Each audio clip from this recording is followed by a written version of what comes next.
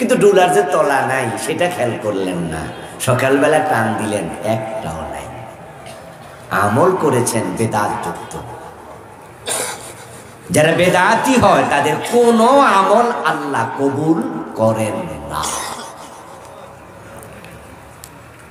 নবীজি বলেন, লা ইয়াকবালুল্লাহু লিসাহিবি বিদআতিন সাওমান ওয়ালা সালাতান ওয়ালা হাজ্জান ওয়ালা উমরাতান ওয়ালা জিহাদান ওয়ালা সারফান ওয়ালা আদলা ইয়াখরুজু মিনাদ দ্বীন কামা তাখরুজু শাওরাতু মিনাল আজীন। আল্লাহর হাবিব সাল্লাল্লাহু আলাইহি ওয়াসাল্লাম বলেন, যে ব্যক্তি বিদআতি হয়ে যায়, আল্লাহ তার নামাজ, রোজা, হজ, যাকাত, জিহাদ, তার ভালো মন্দ সে যাই করুক না কেন, তার দিকে আল্লাহর ফিরেও তাকায় না, তার কোনো আমল কবুল হয় না। বেদাত ইসলাম থেকে বেরিয়ে যায় যেমন আটার খামির থেকে টান দিলে চুল বেরিয়ে যায়। কি পারফেক্ট উদাহরণ! আটার খামির মহিলারা বানায়, খামির করে তারপরে একটু একটু করে সিঁড়ি সিঁড়ি রুটি বানায়। যদি দেখে এর ভিতরে একটা লম্বা চুল, তাহলে এটা শুদ্ধ রুটি বানায় না টাইনে বের করে?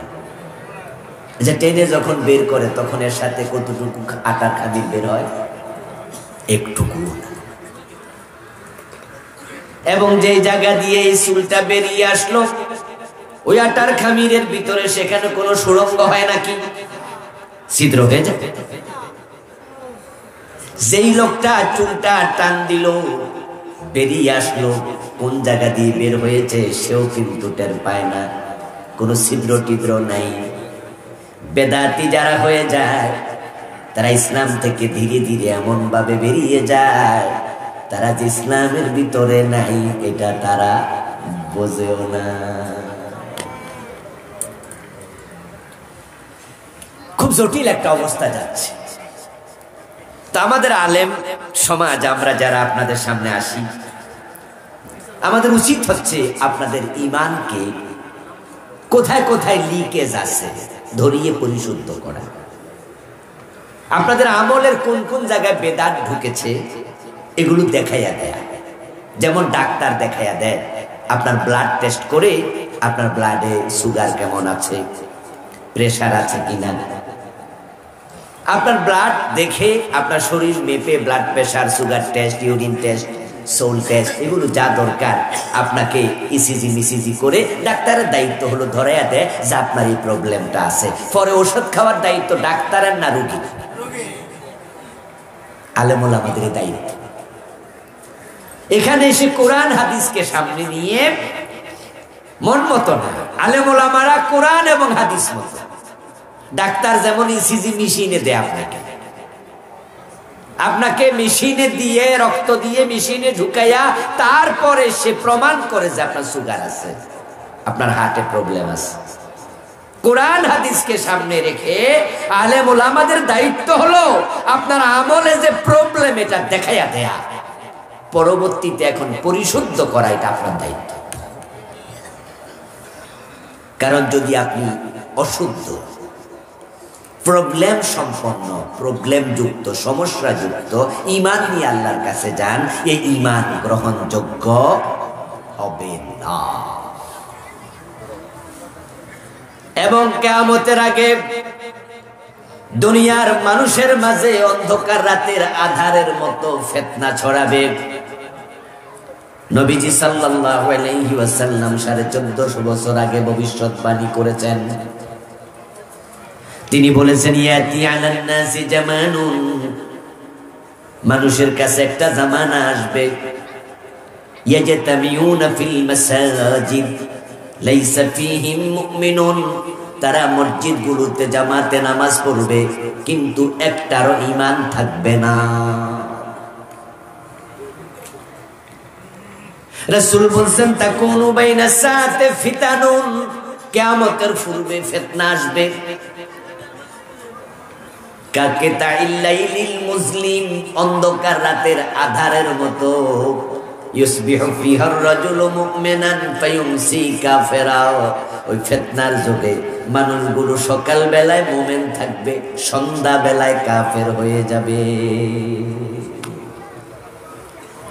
কিয়ামতের আগে ফিতনা আসবে, শিরকের ফিতনা, কুফরির ফিতনা, চারদিক থেকে আসবে। অন্ধকার রাতের আধার যেমন আসে, সূর্য ডুবেছে, আধার চারদিক থেকে ধেয়ে আসে, অনুরূপ আসবে। রাসূল উদাহরণ দিয়েছে। এক এক ফিতনা এক এক ঢেউয়ের মতো। ঢেউ যেমন এসে, আপনারা বঙ্গোপসাগরে যারা গেছেন গোসল করার জন্য যখন নামছেন, তখন ঢেউ যখন আসে, তখন যে কয়জন থাকে কয়জন রেখ তার তীরের দিকে ধাক্কা মারে। এমন ফিতনা আসবে, এক ফিতনা লাখ লাখ লোকের ঈমান কেড়ে নিয়ে যাবে। এক এক ফিতনা কোটি লোক ঈমান হারা হয়ে যাবে। আজ থেকে 20 বছর আগে আমরা যখন পড়াইছি,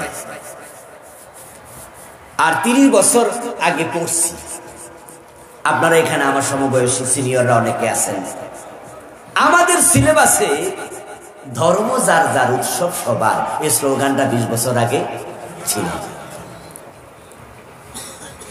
এটা আওয়ামী লীগ সরকার যখন এইবার গত 15 বছর তো ক্ষমতায় ছিল, এইবার যখন তারা ক্ষমতায় আসছে, তারা শুরুর দিকে এটা আমাদের প্রাইমারি সিলেবাসে ঢুকাইছে। হঠাৎ করে ওনাদের নেত্রী কোনো একদিন বলল যে ধর্ম যার যার উৎসব সবার। উনি তো হিন্দুদের মন্দিরে যেতেই পারে, রাষ্ট্রপ্রধান যারা, এমপি মন্ত্রী যারা, তারা তাদের সকল প্রজাদের খবর নেবে। ইসলামে এটা আছে, আমরা মানা করব না। কারণ যারা এমপি মন্ত্রী হবে তারা হিন্দুদের মন্দিরে যাবে, বৌদ্ধদের পেগোডায় যাবে, খ্রিস্টানদের চার্চে যাবে, মুসলমানদের মসজিদে যাবে ইবাদত করার জন্য, আর অন্যগুলাতে যাবে নিরাপত্তা দেওয়ার জন্য। কিন্তু নিরাপত্তা দিতে যাইয়া এমন কথা কইছে যেটাতে তার ঈমান শেষ। ঢাকেশ্বরী মন্দিরে গিয়ে ম্যাডাম কি বললেন যে এবার দুর্গা দেবী গজে চড়ে স্বর্গ থেকে মর্তে নেমেছে, তাই ধান বেশি হয়েছে। আপনাদের মনে আছে কি এই কথা বলছে? আপনাদের মনে আছে? গজ মানি হাতি। হিন্দুদের ধারণা হচ্ছে দুর্গা দেবী স্বর্গ থেকে নেমে যখন পৃথিবীতে আসেন, এক এক বছর এক এক বাহনে চড়ে আসেন। যেই বছর হাতিতে চড়ে আসবে ওই বছর ধান বেশি হবে। এটা হচ্ছে হিন্দুদের ধারণা। ঠিক নেত্রী ঠিক একই কথা যাইয়া বললেন। আচ্ছা, আপনি সেখানে নিরাপত্তার জন্য গেলেন নাকি আপনি তাদের মতো আকীদার জন্য গেলেন? আজীব তো, আপনি তো মুসলিম। উনি কোন একটা প্রোগ্রামে বলে দিলেন ধর্ম যার যার উৎসব সবার, সবাই মিলে উৎসব করো দুর্গা পূজায়। আর কিছু লোক পাইছি রে বই হাততালি দিল। উনার এই বক্তৃতাটা টেলিভিশনে প্রচার করলো, পত্রিকায় লিখলো, এটা সিলেবাসে ঢুকাই দিল। এখন বাংলাদেশের বাচ্চারা পড়ে ধর্ম যার যার উৎসব সবার। একটা স্লোগান ঢেউয়ের মতো ধাক্কা দিয়া কোটি কোটি লোকের ঈমান শেষ করে দিয়েছে। কারণ তার এই স্লোগানটা আল্লাহর কোরআনের সম্পূর্ণ বিপরীত, উল্টা। আমার বন্ধু, ঈমান এবং কুফর এই দুইটার পার্থক্য যদি আপনি করতে না জানেন তাহলে আপনার ঈমানটা টিকে থাকবে না। রাসূলুল্লাহ সাল্লাল্লাহু আলাইহি ওয়াসাল্লাম বলেছেন, ইন্নাল আবদা লা ইয়াতাকাল্লামু বিল কালিমাতি মিন সাখাতিল্লাহি লা ইউলকি লাহা বালান ইয়াহদি বিহা ফি জাহান্নাম। নবীজি বলেন, আল্লাহর বান্দা কখনো কখনো মুখ দিয়ে এমন কথা বলে যেই কথাটা সে গুরুত্বহীন ভাবে বলেছে, সাধারণ ভাবে বলছে, ভেবে চিনতে অঙ্কের হিসাব করে প্ল্যান করে বলে নাই, হালকা ভাবেই বলেছে। কিন্তু মুখ থেকে বের হওয়া ওই কথায় আল্লাহ এত রাগ হইছে তাকে জাহান্নামের মাঝখানে ফেলে দিয়েছেন।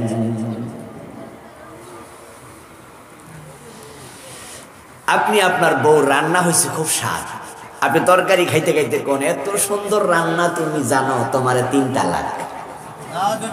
তালাক হবো না? হাসতে হাসতে কইল তালাক হয়েছে। আপনি কইলেন যে হুজুর আমি তো খুশির ঠেলায় কইছি। আচ্ছা, খুশির ঠেলা দা দিয়া কোপ দিলে মানুষ মরে না, ঠিক না? কি রে, এতগুলা মানুষ কথা কয় না কেন? আরে খুশি ঠেলা কোপ দিলে গায়ে লাগবে না?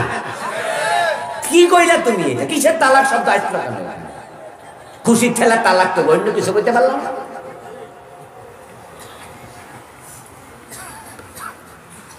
নবীজি বলছেন যে মানুষ মাঝে মাঝে এমন কথা বলে যা বুঝেই না সে কি বলছে, কিন্তু ঈমান শেষ।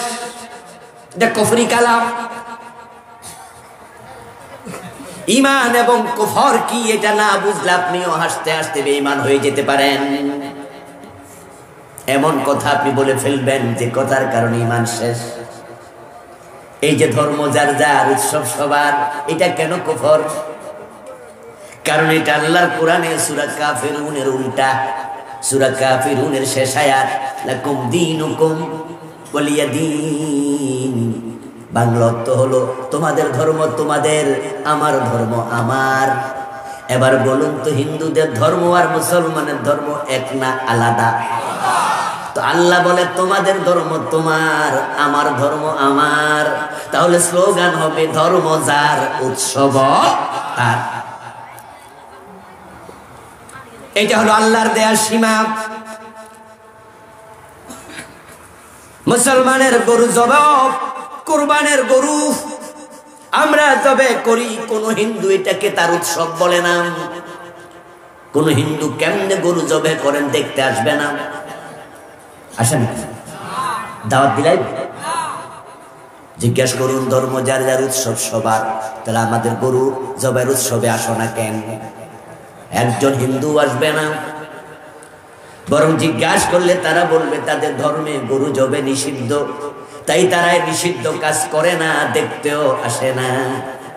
ঠিক এবার আমাদের ধর্মে মূর্তি পূজা জায়েজ না হারাম? ছোট হারাম না বড় হারাম? দেখতে যাও কেন? এটা উৎসব বললা কেন?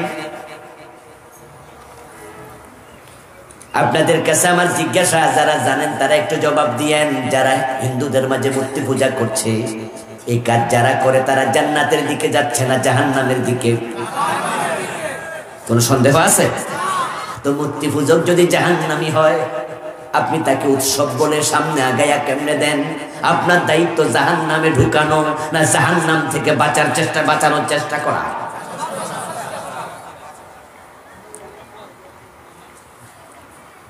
নবী ইব্রাহিম আলাইহিস সালাম মূর্তির বিরুদ্ধে কথা বলেছেন। নবী মুহাম্মদ সাল্লাল্লাহু আলাইহি সাল্লাম কাবা যখন বিজয় হয়ে যায়, ৮ম হিজরিতে মক্কা বিজয় হলো, তখন মক্কায় যে ৩৬০টা মূর্তি ছিল এগুলো রেখেছেন না সরাইছেন? তো মুসলমান তো মূর্তি বানাতে আসে না, সরাইতে আসে।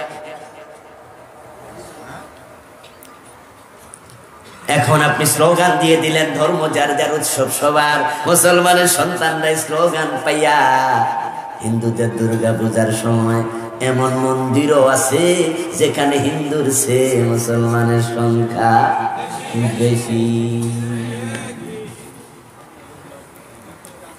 এবং আপনারা এই স্লোগানটাকে মনে করেন যে এটা সম্প্রীতি স্লোগান, এটা অসুবিধা নেই, অসাম্প্রদায়িক স্লোগান। হিন্দুদের দুর্গা পূজা আমরা একটু যাবো, একটু আনন্দ করবো, আচ্ছা অসুবিধা কি? ও দোস্ত, প্রবলেমটা হচ্ছে এটা শিরকের অনুষ্ঠান। ঝামেলা তো এখানে, আল্লাহর কাছে শিরকের চেয়ে নিকৃষ্ট কোন কাজ। ইন্না শিরকা লা যুলমুন আযীম। এখানে তুমি কেন যাইবা? কোন হিন্দু অসুস্থ, সেবা করার জন্য যাও। কোন হিন্দু রক্ত লাগবে, মুসলমান তুমি রক্ত দিতে চলে যাও। ইসলাম না করবে না। হিন্দু না খেয়ে আছে, তোমার নিজের খাবারটা তাকে খাইয়ে দাও, ইসলাম না করবে না। কিন্তু মূর্তি পূজা তো শিরক, সেখানে তুমি যাইতে পারবা না। পার্থক্য বুঝতে হবে। কিয়ামতের আগে ফিতনা আসবে, এক এক ফিতনা ঢেউয়ের মতো আসবে, ঈমান শেষ করে দেবে। একটি ফিতনা এত জঘন্য পর্যায়ে পৌঁছেছে, আপনার অনেকে পর্যন্ত আক্রান্ত। বলেছি গাছ লাগাবেন, বেড়া দিয়ে না ছাগলে খেয়ে নেবে। মাছ ধরবেন, ডুলার তলা আছে কিনা খেয়াল করেন, না হয় কিন্তু সকালে মাছ পাবেন না। আল্লাহর কাছে যাবেন, ঈমান আপনার ছিল কিন্তু আপনি হারিয়েছেন, গিয়ে দেখবেন আপনি বেঈমান, কপালে জান্নাত নাই, আপনি শেষ। আমল আপনি করেছেন, নামাজ, রোজা, হজ, যাকাত, কিন্তু বেদাত মিশ্রিত আমল একটাও কবুল হয় নাই। হাসরের ময়দানে গিয়ে টের পাবেন আপনি বেদাতই ছিলেন। আল্লাহ বলছে কুল হাল নুনাব্বিউকুম বিল আকসারিনা আমালা الذين ضل سعيهم في الحياة الدنيا وهم يحسبون أنهم يحسنون صنعا। আল্লাহ তাআলা সূরাতুল কাহফের 104 নম্বর আয়াতে বলছেন, ও নবী আপনি বলুন আমি কি তোমাদেরকে এমন কিছু মানুষের খবর দেব নাকি যে মানুষগুলো দুনিয়ায় যত আমল ছিল সব দুনিয়াতে হারাইয়া গেছে। দল্লা হারাইছে, সাইয়ুহুম তাদের আমল ফিল হায়াতিদ দুনিয়া, দুনিয়াতে আমল এখানে করছিল এখানে হারাই ফেলছে, আল্লাহ পর্যন্ত পৌঁছে নাই। ওয়া হুম ইয়াহসাবুনা আন্নাহুম ইউহসিনুনা সুনআ। আল্লাহ বলছেন তারা যে আমল হারাইয়া ক্ষতির মাঝে পড়ে গেছে ওরা বুঝেও না তারা ক্ষতিগ্রস্ত। বাংলাদেশে কাদিয়ানি নামে একটা সম্প্রদায় আছে, আসেনি? আচ্ছা আপনাদের কাছে আমি জানবো, যারা বোঝেন তারা একটু বলুন তো, কাদিয়ানিরা আলেমদের ফতুয়া মুমিন না কাফের? কিন্তু ওরা কি মানে এই ফতুয়া? ওরা কিন্তু 5 ওয়াক্ত নামাজ পড়ে, ওদের মসজিদ আছে। ওরা বলতেছে যে হুজুররা তোমরা এসব কি ফতুয়া আমরা নেই না। ওরা ওদের মতো চলছে, চলতে চলতে মরে যাবে। আল্লাহর সামনে গিয়ে দেখবে আলেমদের ফতুয়া শতভাগ সত্য। যারা পীরের পায়ে সেজদা দেয় তারা মুশরিক, ঈমান শেষ। আমি চিৎকার দিয়ে বলে কোনো লাভ নাই, তারা শুনবে না। তারা বলবে আবুল কালাম আজাদ বাশা, আরে পীরের পায়ে সেজদা দিলে মুশরিক হয়, এটা কি এটা কথা হইলো? আমরা তো সেজদায় তাজিমই দিই, পীরকে ভক্তি না করি, ইবাদত তো করি না। আমি বলবো সেজদার মালিক আল্লাহ, তারা বলে হ্যাঁ এটা শরীয়তে, তবে মারেফতে জায়েজ আছে। আপনারা তো শরীয়তের মৌলবী, এজন্য মারেফত জানেন না। 30,000 জহেরি 70,000 বাতিলও হান জায়েজ। আমার ফতুয়া নেয় না। আল্লাহর সামনে গিয়ে ঠিকই দেখবে ফিরকে সেজদা দেয়া তার ঈমান শেষ। আল্লাহর সামনে গিয়ে তখন দেখবে তার আমল নামা এরকম সাদা কাগজের মতো খালি, কিচ্ছু নাই। ঈমান যার নাই আমলও তার থাকে না। ঈমান হলো একের মতো, নেক আমল হলো ডান পাশে শূন্যের মতো। যদি ঈমানটা থাকে একটা আমল করো 10 গুণ সওয়াব পাবে, কিন্তু ঈমান যদি না থাকে, ঈমান ছাড়া আমলের কোনো দাম নাই।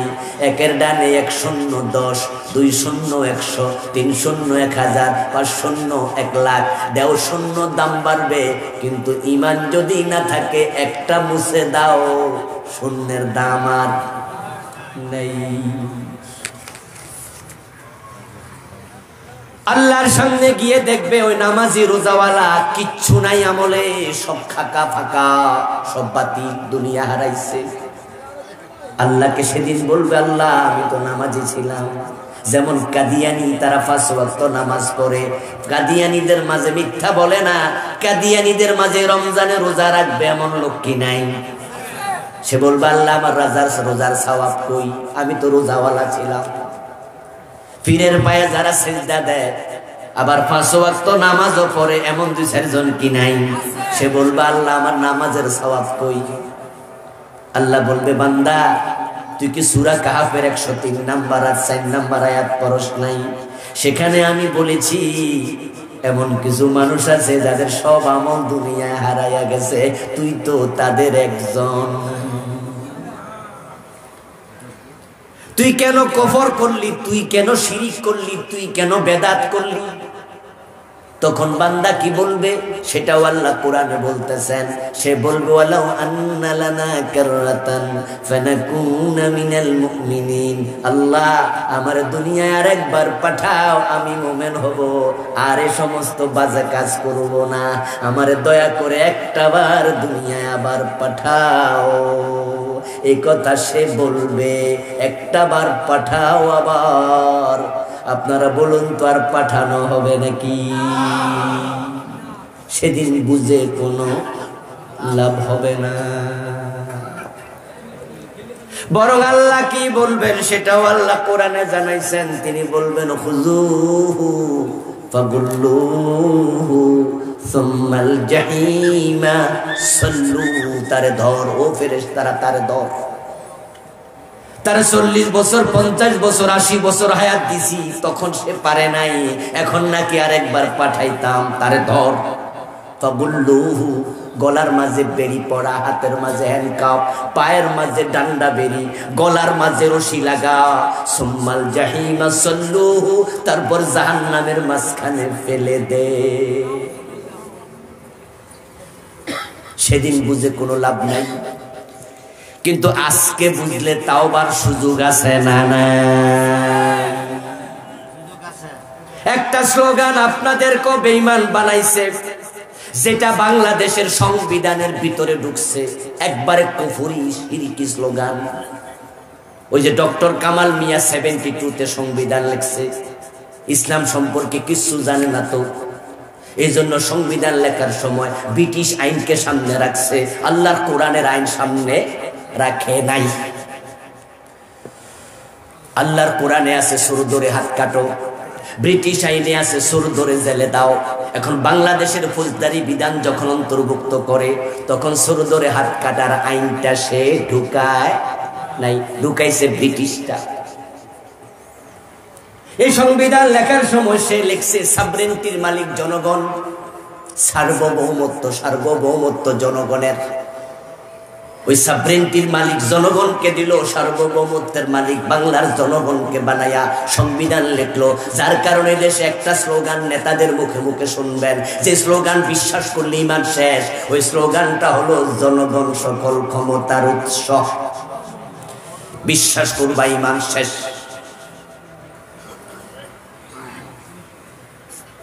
এই ফিতনা 72-তে ঢুকেছে।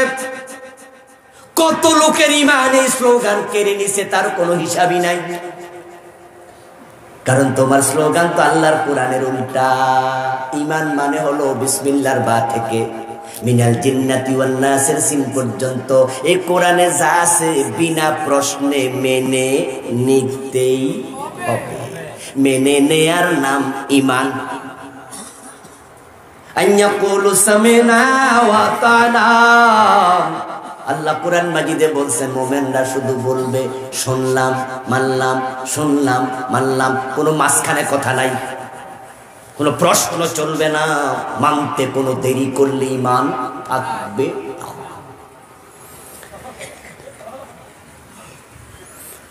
নবী মুসা আলাইহিস সালামের সাথে আল্লাহ যখন তুর পাহাড়ে কথা বলেছিল, নবী মুসাকে আল্লাহ প্রশ্ন করেছিলেন, ওমা তিলকা বিয়ামিনিকা ইয়া মুসা, ও মুসা তোমার হাতে এটা কি? মুসা আলাইহিস সালামের হাতে একটা লাঠি ছিল, ওইটাতে ভর দিয়া তিনি পাহাড়ে উঠছেন। তুর পাহাড় অনেক উঁচু। আমিও গিয়েছিলাম 8-10 বছর আগে মিশরে। কায়রো থেকে 6 থেকে 700 মাইল দূরে, একবার ইসরায়েলের পাশে তুরে সাইনা, বিশাল উঁচু পাহাড় যেখানে তাওরাত নাজিল হয়েছে। নবী মুসা হাতের লাঠিতে ভর দিয়ে দিয়ে পাহাড়ে উঠেছেন। আল্লাহ কয় হাতে কি? মুসা নবী বলে হিয়া আসায়া, এটা আমার লাঠি। কথা হলো, এক পর্যায়ে আল্লাহ কয় এলকে আসাকা, হাতের লাঠি ফেলে দাও। মুসা হাতের লাঠি ফেলতে 1 সেকেন্ড দেরি করে নাই, ফেলে দিছে। কারণ আল্লাহ যা বলে তা মানতে দেরি করা যায় না। মুসা আলাইহিস সালাম হাতের লাঠি ফেলার পরে এটা অজগর সাপ হয়ে গেছে। এটা সাপ হইয়া কিলবিল করে দৌড়াদৌড়ি শুরু করছে। ফাইদান হিয়া হাইয়াতুন তাসাব, লম্বা বড় সাপ, 7 থেকে 8 হাত লম্বা, কিন্তু গতি ছিল ছোট্ট চিকন সাপের মতো। সাইজে ছিল মোটা, গতি ছিল চিকন সাপের গতি। হযরত মুসা আলাইহিস সালাম মারছে দৌড়, ভয় পাইছে। আল্লাহকে মুসা দৌড় মারবা না, এটা ধরো। এখন সাপের গায়ে হাত দেওয়া তো রিক্স আছে, কিন্তু মুসা ধরতে দেরি করেন নাই, কারণ ধরার জন্য বলছে কে? খুদা। আল্লাহকে এটা ধর। ধরার সাথে সাথে আবার অজগর সাপ হাতের লাঠি হয়ে গেছে। সুবহানাল্লাহ পড়ে। আল্লাহ যা কয় মানতে দেরি করা যায় না। এই কোরআনে যা আছে সব মানবেন। এখন কোরআনের মাঝে আছে রাজত্বের মালিক কে? সার্বভৌমত্ব কার? ক্ষমতার উৎস কে? আন্নাল কুওয়াতা লিল্লাহি জামিয়া, নিশ্চয় সব ক্ষমতার মালিক আল্লাহ। কুলিল্লাহুম্মা মালিকাল মুলকি তুতিল মুলকা মান তাশা ওয়া তানজিউল মুলকা মিম্মান তাশা। ও নবী আপনি বলুন, ও রাজাধিরাজ আল্লাহ, তুমি ক্ষমতার মালিক, তুমি যাকে চাও ক্ষমতা দাও, তুমি যাকে চাও ক্ষমতা থেকে নামায়া এক কাফরে দিল্লি পাঠায়া দাও। এমন ভাবে নামাও, রান্না করা ভাত খাইয়া ফলানোর সময় দেও না। ক্ষমতার মালিক কে? জোরে বলেন না কে? জনগণ সকল ক্ষমতার উৎসে স্লোগান কুফর, এটা শিরক। সাবধান, তওবা তওবা তওবা, ফিরে আসে। আরো কয়েকটা আমি শোনাবো। জনগণ যে ক্ষমতার মালিক না, এটা তো বাংলাদেশে বারবার প্রমাণিত হয়েছে। এরপরে স্লোগান কেন চলবে? এই যে নির্বাচনের আগের নির্বাচনে জনগণ ঘুমাইছে, রাতের বেলায় ভোট হয়ে গেছে, ঠিক না? এই যে তাহাজ্জুদের সময় ভোট শেষ, তো জনগণ ক্ষমতার মালিক হলে এরা তো সব ঘুমাই গেছে। ক্ষমতা তো চলে আসলো ঠিক রাতের বেলায় ভোট করে।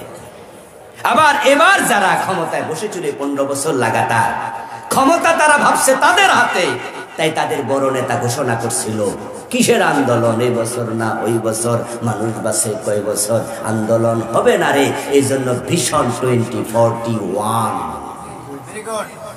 2041, মানে এর আগে নামবে না। আসমানের মালিক কয় 41 সন দরকার নাই, 45 মিনিটও নাই। আমার প্রিয় ভাইরা, জনগণের হাতে ক্ষমতা থাকে না, থাকলে ফেরাউন ডুবে মরতো না। ফেরাউনকে ডুবে মারছে কেন? কে ডুবাইছে? ফেরাউনকে ডুবার সময় ঘুমাইছে না, সজাগ ছিল, ক্ষমতা ত্যাগ করে গেছিল। পদত্যাগ একা ছিল না, সৈন্য ছিল না? সজাগ ছিল, ক্ষমতায় ছিল, সৈন্য সাথে ছিল। আরে আমরা তো নিজের সেফটির জন্য আমরা কি রাখি? এসএসএফ, র‍্যাব, পুলিশ, বিভিন্ন বাহিনী, বড় বড় পিস্তলওয়ালা আপনার সামনে ঘুরতেছে, আপনাকে সেফটি দেবে। আসমানের মালিক যদি উল্টায়া দেয়, যাকে রেখেছ নিরাপত্তার জন্য, তার পিস্তল তোমার বুকে ঠেকাইয়া দিবে। বডিগার্ড হত্যা করেছে পৃথিবীর ইতিহাসে এমন রাজা আছে না? নাই। আমেরিকা সহ, বাংলাদেশ সহ, ইন্ডিয়া সহ অনেক রাজা বাংলাদেশে, ইন্ডিয়া কাছের লোকেরা হত্যা করছে, যাদের উপর বিশ্বাস ছিল, ওরাই মেরে ফেলেছে। আমার প্রিয় ভাইয়ারা, যে স্লোগান ইমান বিধ্বংসী জঘন্য স্লোগান, আর একটা ছিল যেটা ঘরে ঘরে পৌঁছেছিল। হয়তো বুঝতে আপনাদের একটু সময় লাগবে, এক কথায় বোঝানো কঠিন। বলবেন যে কয় কি রে, স্লোগানও বুঝি শিরিক। হ্যাঁ দোস্ত, একটা জঘন্য স্লোগান বাংলাদেশের গরিব পাইয়া বিদেশ থেকে সাপ্লাই ঢুকাইয়া দিছে করে, সেটা ছিল ছেলে হোক মেয়ে হোক 2টি সন্তান যথেষ্ট। বেশি হলে প্রবলেম কি? খাওয়াইব কে? এখন 2টা যে যথেষ্ট, তাহলে 2 জন রে খাওয়ায় কে? তো 3 জন হইলে আল্লাহ খাওয়ানোর ক্ষমতা আর নাই, ঠিক না? আছে? তো তুমি থামলা কেন তাহলে? 2 বেশি হলে প্রবলেম।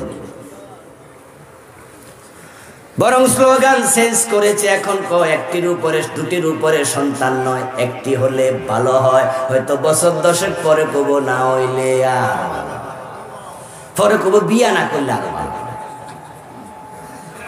হ্যাঁ, আসবেন না ভাইয়েরা, এটাই বাস্তবতা। বিয়ের বিরুদ্ধে আইন হয়েছে, 18 বছরের আগে বিয়ে করা যাবে না, মেয়েদের বিয়ে দেয়া যাবে না, কিন্তু ক্লাস প্রাইমারিতে প্রেম করে ওইটা মানা করে না। ক্লাস 10 এর মাইয়া ইন্টারমিডিয়েটের ফলাইয়া যায়, তারপরে কি করে? বিয়ে করে লায়, তারপরে ফলাইয়া যাইয়া তারা অভিসার করে, তারপরে স্কুলে কলেজে গার্মেন্টসে এখানে সেখানে রাস্তায় বইয়া বইয়া বাদাম খায়, একজন আরেকজনের সাথে মন দেয়, আদান প্রদান, গোলাপ ফুল দেয়, এগুলো অ্যাভেলেবেল সমাজে। প্রেম করে না এমন সন্তান এখন তো পাওয়াই।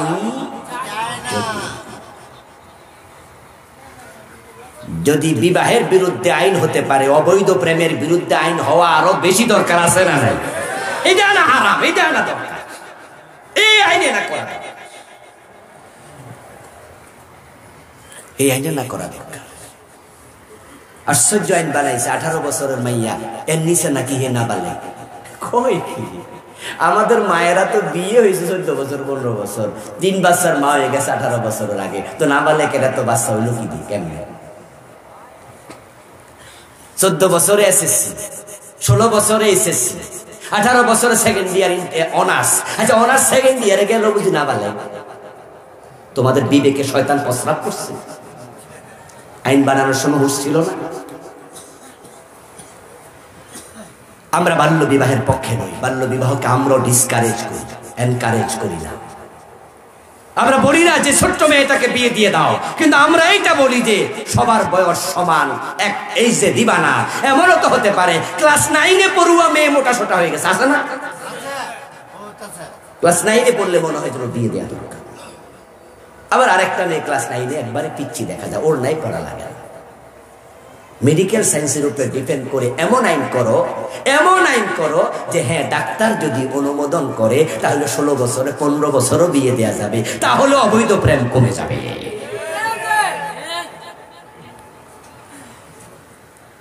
প্রিয় ভাইয়েরা, ছেলে হোক মেয়ে হোক দুটি যথেষ্ট। স্লোগানে প্রবলেম নাই, প্রবলেম হলো স্লোগান কেন?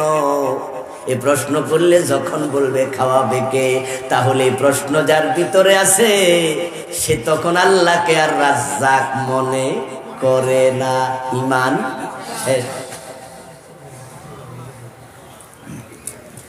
আমাদের দেশে কুফর ঢুকেছে, শিরিক ঢুকেছে, বেদাত ঢুকেছে, সর্বাঙ্গে ব্যথা, মলম দেব কোথায়? বড় কঠিন অবস্থায় আছে। শিরিক নিয়ে আমি বই লিখছি, আমার এই বইতে বাংলাদেশে চলমান আমি 29টা শিরিক লিখছি। এখন যদি আপনার ভিতরে একটা থাকে তাই তো ঈমান শেষ। এত বড় বেলুন গ্যাস দিয়ে দিয়ে ফুলাইছে, আধা ঘন্টা লাগাইয়া গ্যাস দিচ্ছেন। এখন এই যে বেলুনটা ফুললো, মোটা হলো, এই ফুলা বেলুনটা যদি কেউ 5টা ছিদ্র করে আর কেউ একটা ছিদ্র করে, ব্যবধান কি? ব্যবধান নাই। ঈমান ঠিক তাই। শিরিক 100 করো যে কথা, শিরিক একটা করো। কুফর 100 করো যে কথা, কুফর একটা করাও সে কথা। অঙ্কের মতো 10 লাইনের অঙ্ক, 9 লাইন ঠিক হয়েছে, 1 লাইন ভুল হয়েছে, 10-এ 0। 10 লাইনের অঙ্ক, 10 লাইনে 10 ভুল, 10-এ 0। 10 লাইনের অঙ্ক 5টা ভুল, 5 লাইন ঠিক, 10-এ 0। যে অঙ্ক করে নাই এও 0, একটা ভুল গ্রহণযোগ্য হবে না। কোরআনের ঈমানের ব্যাপারে ঠিক তাই, একটা ভুল করবা ঈমান। ইবলিস শয়তান মুমিন না কাফের? ইয়েস, কনসেপ্ট ঠিক। কোরআনে আসাবা ওয়াস্তাকবারা ওয়া কানা মিনাল কাফিরিন। ইবলিস কাফের, কারণ হলো সে আল্লাহর একটা আইন মানতে স্বীকার করছে। আল্লাহ বলছে আদম রে সিজদা করো, ইবলিস কইছে করবো না। ঈমান আছে না গেছে? আল্লাহ কই সরু ধরে হাত কাটো, কাটছেননি। আল্লাহ কই জেনা করলে 100 বেত লাগাও, দিছেননি। আল্লাহ কই জমিন যার আইন চলবে শুধুই তার। আল্লাহর আইনে 54 বছরে কয়দিন চালাইছেন?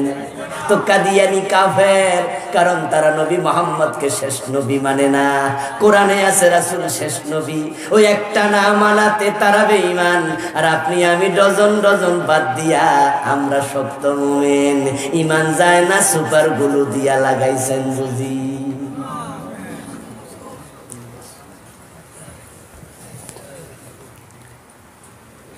ঈমান যদি বাঁচাতে চান, আল্লাহর কোরআনে যা আছে মানতে হবে নির্দ্বিধায়, বিনা প্রশ্নে।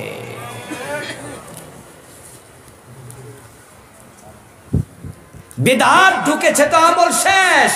বেদাত আমাদেরকে শেষ করে দিচ্ছে। নামাজের শুরুতে বেদাত, নামাজের মাঝখানে বেদাত, নামাজের শেষে বেদাত, আজানের শুরুতে বেদাত, আজানের শেষে বেদাত, আজানের মাঝখানে বেদাত। যে যার মতো করে আমরা ঢুকাচ্ছি। রাসূলুল্লাহ তার দুজন মুয়াজ্জিনকে আযান শিখিয়েছেন, হযরত বেলাল, হযরত আবু মাহজুরা রাদিয়াল্লাহু তাআলা আনহুমা। দুজনকে প্রিয় নবী আযান শিখালেন। আল্লাহু আকবার। আপনি কুমিল্লার কিছু অঞ্চলে যাবেন, ব্রাহ্মণবাড়িয়ার কিছু অঞ্চলে যাবেন, চট্টগ্রামের কিছু অঞ্চলে যাবেন, তারা আল্লাহু আকবার দিয়ে আযান কোনোদিন শুরু করবে না। আযান শুরু করে দুরূদ শরীফ দিয়া। কি এলাকায় আছে? লা হাওলা ওয়ালা কুওয়াতা ইল্লা বিল্লাহ। এই ভাইরাস তাইলে এলাকায় ঢুকেছে। আসসালাতু ওয়াসসালামু আলাইকা ইয়া রাসূলুল্লাহ, এরকম কিছু একটা পড়বে, রাসূলকে সালাম দেবে। শুনতে মনে হয় যেন আরে ভালাই তো, আমার রাসূলকে সালাম দিচ্ছে। ও দোস্ত, প্রবলেমটা কোথায় জানেন? প্রবলেম হচ্ছে রাসূলের ইসলামের মাঝে আপনি বাড়াইছেন। এই বাড়ানোর নাম বিকৃতি।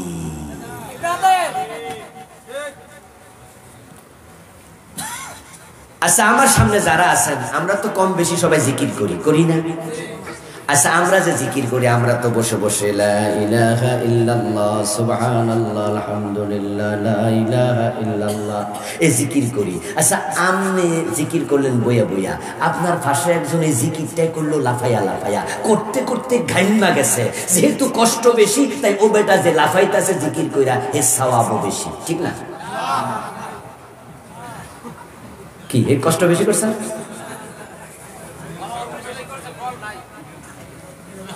সওয়াব হবে, কারণ সে মন গড়া লাফাইছে, রাসূল তো লাফায় নাই।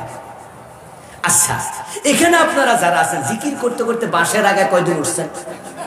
তাহলে যে বাঁশের আগে উঠছে সওয়াব আরো বেশি হবে, কারণ এর কষ্ট আরো বেশি। যদি সুইটটা পরে বেড়াতে ঠ্যাং ভেঙে গেলে, তাহলে ইসলামের লেগে ঠ্যাং পর্যন্ত কুরবান। এসকে ঠেলা যে গাছের আগে উঠে গেল, বাঁশের আগে উঠে গেল, ওখান থেকে যদি হাতটা একটু সুইটা পড়া যায়, মাথা ফাটতে যাইতে পারে, মইরাও তো যাইতে পারে, ডাইরেক্ট শহীদ, ঠিক না? শহীদ। আপনি আপনার যুক্তি দেবেন যে হুজুর আজানের আগে দুরূদ শরীফ পড়ছে, এটা তো ভালো কাজ, এটা বেদাত হবে কেন? আচ্ছা প্রিয় ভাইয়েরা, বলুন তো, আমরা যখন যোহর, আসর, ইশা, মাগরিব 2 রাকাত ফরজ পড়ে আমরা আত্তাহিয়াতু পড়ে দাঁড়ায়া যাই, তখন কি আমরা দুরূদ শরীফ পড়ি? কথা বলে না কেন ভাইরা? আমরা পড়ি আবদুহু ওয়া রাসূলুহু পর্যন্ত, তারপর আমরা খাড়াই যাই। আচ্ছা, যদি কেউ মনে করে দুরূদ শরীফ বালা জিনিস, হাতেও সময় আছে, আজকে পড়া লাই,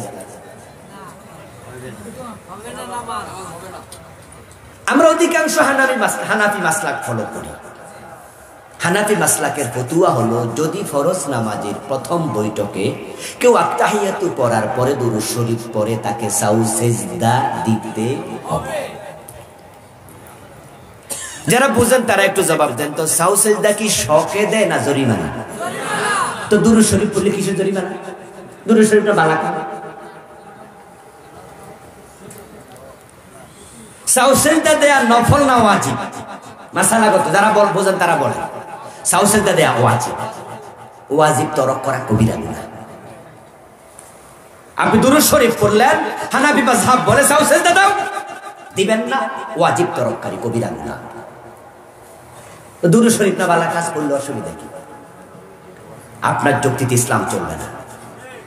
বলেছি শুরুতে ইসলাম দলিল ভিত্তিক হবে, ঠিক কি না? কান খুলে শুনুন, মূলনীতি বুঝে যান। মাথা আপনার, টুপি আপনার, মাপ আপনার। মাথার মাপে টুপি, গায়ের মাপে জামা, গা আপনার, জামা আপনার, মাপ আপনার। গায়ের মাপে জামা হবে, মাথার মাপে টুপি হবে, মাথা আপনার, গা আপনার, জামা আপনার, টুপি আপনার, মাপ আপনার, কোনো প্রশ্ন নাই, ঠিক আছে? ইসলাম আপনার না, আপনার বাপ দাদার না, আপনার পীরের না, ইসলাম রাসূলের মাপে হওয়া লাগবে। লাকাদ কানা লাকুম ফি রাসূলিল্লাহি উসওয়াতুন হাসানাহ কুল ইন কুনতুম তুহিব্বুনাল্লাহা ফাত্তাবিউনি ইউহিব্বুকুমুল্লাহ। নবীজির ইশকের ঠেলা আপনি দুরূদ শরীফ আজানের আগে চালু করলেন, তো বেলাল কি আপনার থেকে আশেক কম ছিল? কার সাথে ইশকের তুলনা দিচ্ছি আমি? আপনার সাথে বেলালের? আমার দোস্ত, নবীজি সাল্লাল্লাহু আলাইহি ওয়াসাল্লাম ঈদ করলেন দুটি, ঈদুল ফিতর, ঈদুল আযহা। এখন আপনি হঠাৎ করে আশিকে রাসূল হইয়া নতুন বানাইলেন ঈদে মিলাদুন নবী, বানাইলেন তো বানাইলেন, তারপরে এবার স্লোগানও দিলেন সকল ঈদের সেরা ঈদ। তো রাসূল যে দুইটা দিছিল হেরি বাদ বুঝি, হেরি কম সেরা। আপনারটা 1 ক্লাস, ওগুলা 2nd ক্লাস। আপনারটা মেড ইন বাংলাদেশ, আর হেটা তো মেড বাই নবী মুহাম্মদ সাল্লাল্লাহু।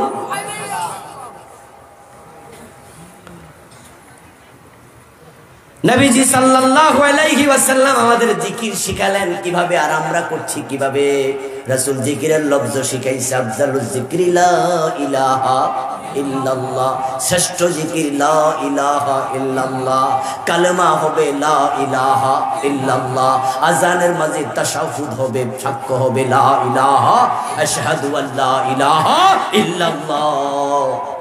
আর আপনি ইল্লাল্লাহ ইল্লাল্লাহ ইল্লাল্লাহ মাজা ভাঙলেন কেন? এই যে মাজাটা ভাঙা দিলেন, অধিকার কে দিল?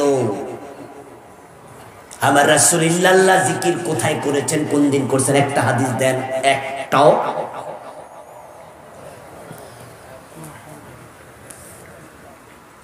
এই যে আপনি বেদাতি হয়ে যাচ্ছেন নিজের অজান্তে, অমুক হুজুর তমুক হুজুর কইছে, অসুবিধা কি? ও মুসলমান, আপনার নামাজ, আপনার রোজা, আপনার হজ, আপনার যাকাত সব হবে আল্লাহর নবীর শিখানো স্টাইলে। ইমাম ভুল করেছে, পিছন দিয়ে আমরা দিলাম লোকমা। রাসূল শিখাইছে লিররিজালি তাসবিহু ওয়ালিন নিসাই তাসবিহু, পুরুষ মুসল্লি লোকমা দেবে সুবহানাল্লাহ বলে, মহিলা মুসল্লি থাকলে হাতের উপর হাত আওয়াজ করবে। কিন্তু বাংলাদেশে কে বা কারা সুবহানাল্লাহ সরায়া কি ঢুকাইছে? আল্লাহু আকবার। রাসূল তো লোকমার পদ্ধতি সুবহানাল্লাহ শিখাইছে, আল্লাহু আকবার না। তুমি এখানে পরিবর্তন করলা, তোমার এই অধিকার কে দিল?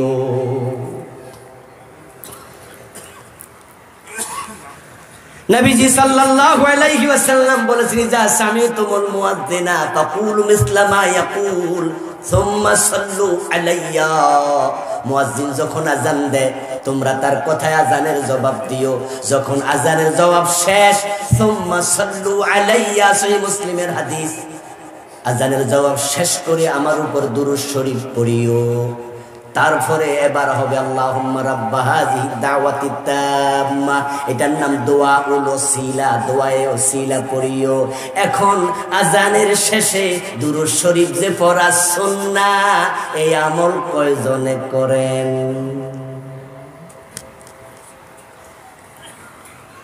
আযান শেষ, আযানের জবাব শেষ, আল্লাহুম্মা আমিন। কেউ হাত তোলে, কেউ হাত তোলে না। এখন হাত যারা তোলে আমরা জিজ্ঞেস করি, ভাই আপনি হাত তুললেন কেন আযানের দোয়ার মাঝে? আযানের দোয়ার মাঝে হাত তোলার কোন হাদিস আছে? কোন হাত তুললে মজা লাগে। তো হাত তুললে যদি মজা লাগে, টয়লেটে ঢোকার সময় দোয়া নাই? আসেনি? আল্লাহুম্মা ইন্নী আউযু বিকা মিনাল খুবসি ওয়াল খাবাইস, টয়লেট থেকে বাইরে হওয়ার সময় দোয়া আসেনি? তখন যদি গফরানাকা আলহামদুলিল্লাহিল্লাযী আযহাবা আন্নিল আযা ওয়া আফানি, মুখ মুছো খবর আছে।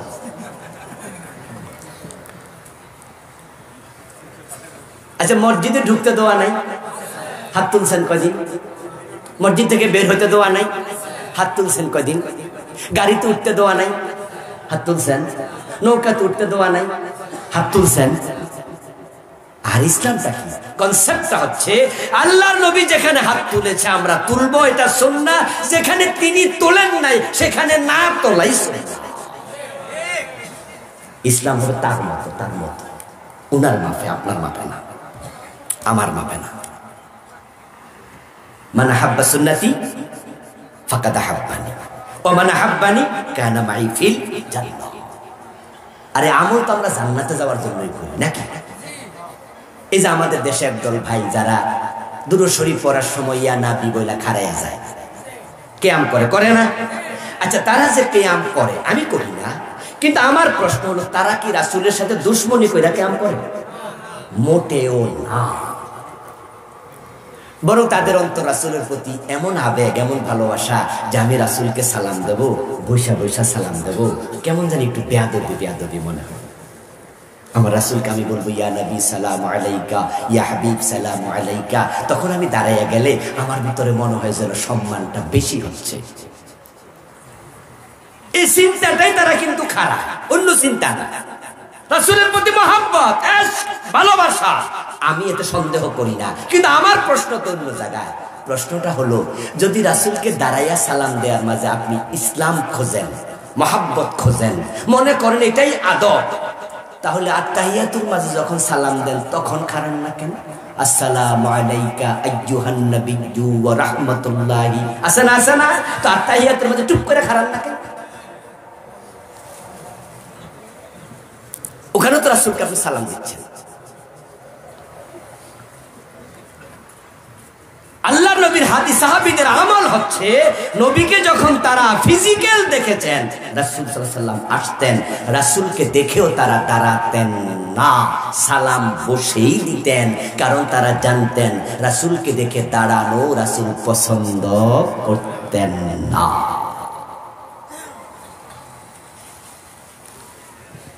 এই যে আমরা আজকে বসে আছি, রাসূলুল্লাহ সাল্লাল্লাহু আলাইহি ওয়াসাল্লাম যদি আজকে জীবিত থাকতেন, উনি এখন আসতেন, আমরা যদি দাঁড়াইয়া যেতাম উনি অপছন্দ করতেন, বলতে বসো, দাঁড়াইছো কেন?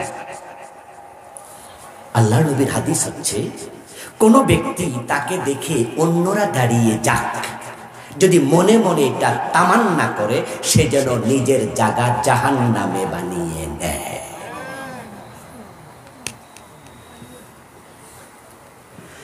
আমার দোস্ত, আপনি কিয়াম করলেন, দাঁড়ায় গেলেন, আচ্ছা আপনার দাঁড়ানো, আপনি না হয় দাঁড়ালেন, কিন্তু ঝামেলা তো এখানে নয়, ঝামেলা তো হয়েছে ধরেন আমি খারাইলাম না, এই যে আজকে এখানে আমরা আছি, যদি একজন হুজুর ইয়া নবী কইয়া খারাই যেত আর আপনারাও সবাই খারাই যেতেন, আর আমি মনে মনে ভাবলাম যে আল্লাহর নবী পছন্দ করতেন না, আমি দাঁড়াবো না, আমি বসে আছি, তাহলে সবাই আমার দিকে চোখ বড় করে তাকায় তাকায় মনে মনে কইতো, দেখছো রাসূলের প্রতি কোনো মহাব্বত।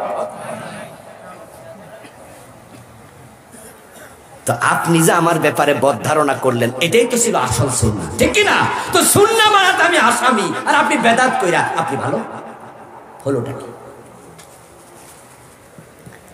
আমার নবীজি সাল্লাল্লাহু আলাইহি ওয়াসাল্লাম নামাজ শুরু করতেন আল্লাহু আকবার দিয়ে। قال رسول الله صلى الله عليه وسلم افتتاحه والتكبير واختتامه التسليم।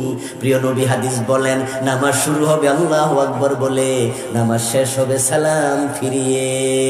এখন সালাম ফিরানোর পরে ওঠে না, হুজুর আল্লাহুম্মা আমিন কেন কয় না? না কইলে ইমামতি নাই। আমার রাসূল ঘোষণা করলো সালাম ফিরাইলে নামাজ শেষ, আর মুক্তাদিরা কয় জি না হুজুর, রইছে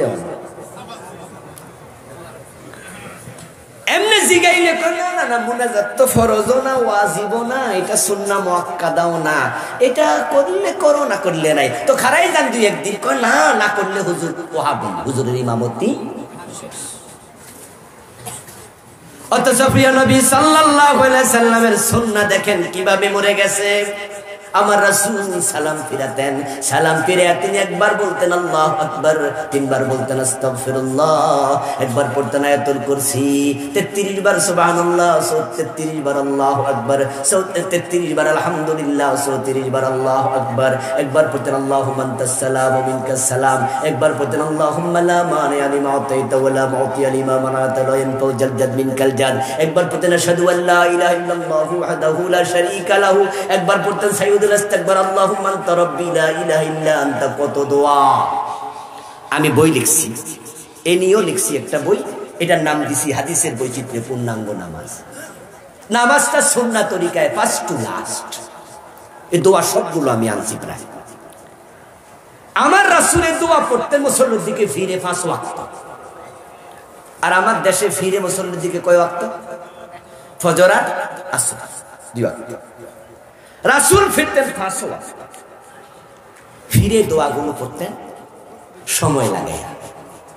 আর আমাদের হাতে সময় নাই, আমরা সো মাচ বিজি। সালাম ফিরে আল্লাহুম্মা আমিন, এবং আল্লাহুম্মা আমিনের ধাক্কা পরে যারা মাসবুক মুসল্লি, যাদের 1-2 রাকাত ছুটে গেছে, ওদের সূরা ফাতিহা ধাক্কা চলে ছুটে। কারণ হুজুর তো মাইকে আওয়াজ কইরা কারো বাবারে জান্নাতে ফাড়াইতেছে, কারো বাবারে মারে জান্নাতে ফাড়াইতেছে। এখন হুজুর যে 1 মিনিট 30 সেকেন্ড লাগাইয়া 1.5 মিনিট লাগাইয়া এই দোয়া জোরে জোরে মারতাছে, আপনার যে 1 রাকাত ছুটে গেছে, আপনার তো কেরাত নষ্ট হয়ে যাচ্ছে। হারে ধাক্কা! এরকম অভিজ্ঞতা কি আপনাদের হয়নি? এমন 2-1 জায়গায় বিপদে পড়েন নাই? আমি পার্সোনালি পড়েছি। হুজুরের মাইকের সাউন্ড বক্সের আওয়াজ তো আমি কেরাত করতে পারতেছি না, আগাইতে পারছি না, ছুটে যাচ্ছে। আচ্ছা হুজুর, আপনার আমি প্রশ্ন করি, আপনি যে দোয়াটা করলেন এটা তো ফরজ না? কয় না। ওয়াজিব তো না? না। সুন্নতে মুআক্কাদা? কয় না। আমি যে কেরাত পড়ছি আমারটা কি ফরজ না? তা আপনার নফলের ধাক্কা আমার ফরজ যে ছুটলো? আপনার বিবেক কি বলে? আপনার কিসের নফলের ধাক্কা আমার ফরজ ছুটাচ্ছে? তখন এবার কোন হুজুর জবাব দেয়, এই জন্যই তো হুজুর আমি মুনাজাত করলো আস্তে আস্তে করি। হ্যাঁ, দেখবেন কিছু হুজুর কোনো আওয়াজ করে না, শুধুমাত্র হাত তুইলা আল্লাহুম্মা আমিন। তো কইছে কইয়া 30 সেকেন্ড পরে আবার কি কয়? আমিন। তো মুসল্লিরাও কি কয়? আমিন। আমিন শব্দের অর্থ হলো আল্লাহ তুমি কবুল করো, আল্লাহুম্মা তাকাব্বাল। তো আসমানের মালিক মুসল্লিরা জিগায় যে হুজুরে কি কইছে তোরা শুনছত নি? তো আমি কি কবুল করতাম, তুই বুঝছত নি? কারণ হুজুর তো সুখ থেকে আমিন কইছে, তো হুজুর একটা হুজুর নয় বুঝলো, তুমি তো শোনোই নাই, তো কি আমিন? আমরা জবাবে কুম আল্লাহ হুজুর যেটা কইছে হেইটাই আমিন।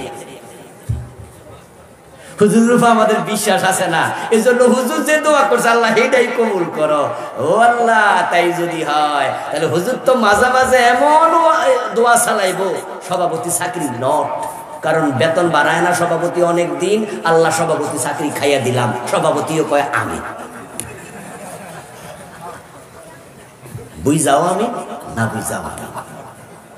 এখন এই আমিনের ঠেলায় হুজুর আমিন বলল, আমিন মুখ মুছলো, দাঁড়িয়ে গেল সুন্নাহ পড়তে। মুসল্লিরাও 70-80% দাঁড়িয়ে গেল।